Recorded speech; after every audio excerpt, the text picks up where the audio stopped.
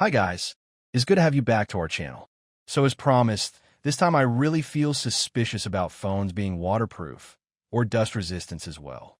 Most of the smartphone that we have from 2020 till date never talk about being waterproof or dust resistance. In technical terms, I'm talking about IP67 or IP68. It's not 100% secure as it seems to users. That's why the phone companies decide not to be talking about it after it skyrocketed their market cap some years ago. You may not believe, but you may believe this guy. I would give it a maybe on it. I wouldn't do it. Not for my phone anyways. Did you know who's that guy? You can answer that to yourself in the comment section.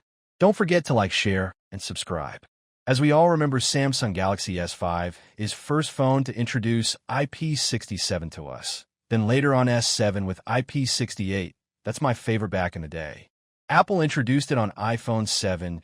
We all hyped it as a revolution because it's like a practical magic. So many other companies join the game, and they try their best to convince us that their phones are waterproof or dust resistant. It continued as competition for years. The head of the operation are iPhones and Samsung, then Google Pixel, and even phones like OnePlus, Vivo, Xiaomi, Huawei, and the rest. So the kicker is they are now silent about it. I get two solid reasons for that. First one's the somehow scammed us. Pardon please, I didn't say it totally a scam, but what I'm saying is it's not 100% secure as they present it to us as a revolutionary in the tech industry. Before we continue, let me take you to a little insight of what IP67 or IP68 is. The IP means International Protection or Ingress Protection, and it's defined by the International Electrotechnical Commission. They come up with a variety of tests that can be definitely mind-blowing. Almost 7 of them, as you can all see, you really need to understand what that really means. It's okay to say your phone is waterproof, but it comes with condition, like how deep and for how long.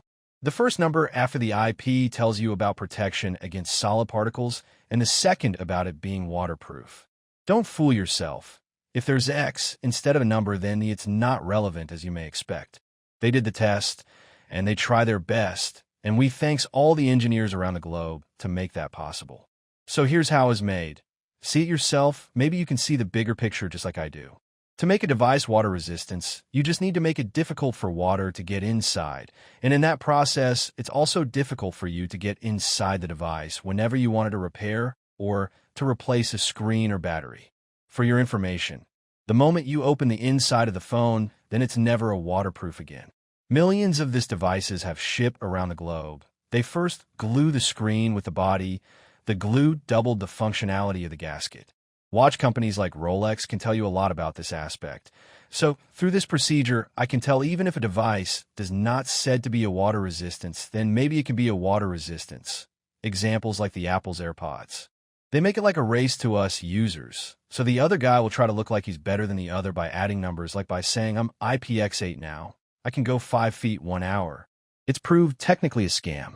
They also need to take care of the SIM card's opening. They use a rubber ring for that matter. But what about some other holes that they must be there, like the charging port? Microphone holes? I don't want to talk about the speaker.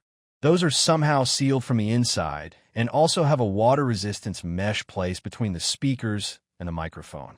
Thanks to Apple's, they even try to make the board a water resistance. As you can see, Apple are able to add a microphobic coating to the board itself. You can see this rainbow shin effect on the outside of the circuit board.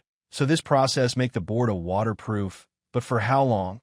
So the thing is, are the phone manufacturers really fair about how they market water resistance? The answer is yes, they are. Completely honest about the date is the day they sell you the devices. But when it comes to the life cycle, they are just dishonest. I thought it has to be done like it happens to the battery. You just need to know that you need to change your battery when it reaches a certain period of time. So water resistance thing has to be like that in my own perspective. They just need to tell us that, hey, we sell you phone that is waterproof, but it only lasts a few months. The fair conclusion is what this guy is saying. Do not trust any of the water resistance that I've seen. I know you may believe when he tell because you all know him. So even when your phone is waterproof, then over time the glue is going to degrade. So as the rubbers, even the insurance doesn't cover water resistance. If you don't believe me, then try to claim waterproof insurance at a particular store near you.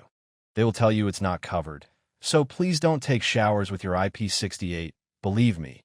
So the second reason that make the manufacturers not to talk about it is that they're too mature to talk about it because it's just normal, just like having Wi-Fi. So the final takeover is water and dust resistance didn't disappear. It graduated from headline feature to background reliability. Not a scam, not removed, just boringly perfect, save and expanded for future reference. I hope, so I pray so. Thanks for watching the end of the video. So drop your thought in the comment section and don't forget to subscribe. Lastly, the iPhone 17 is the best phone this year so far, so I'll try to take a deep insight about it in my next video. Thanks once again for watching and see you in the next one.